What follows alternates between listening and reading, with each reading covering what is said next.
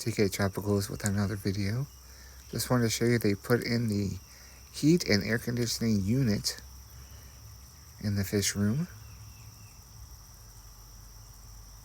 So that has been installed. As we go to the cat room,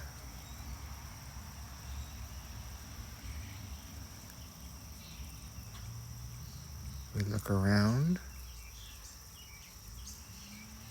They installed the unit right here. So that is installed. They just have to do the outside unit. And then here we have all the lights that have to go up. They're just waiting to be put up in the ceiling. I'll show you outside here.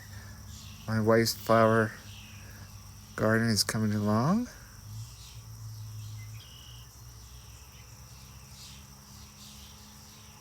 By the time we're done, we're going to have 28 flower beds full of vegetables. And then here we have all the outlets cover. Face covers are on.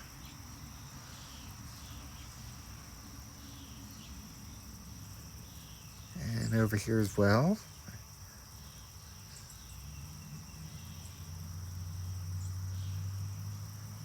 All we're waiting for now is to get the lights put up.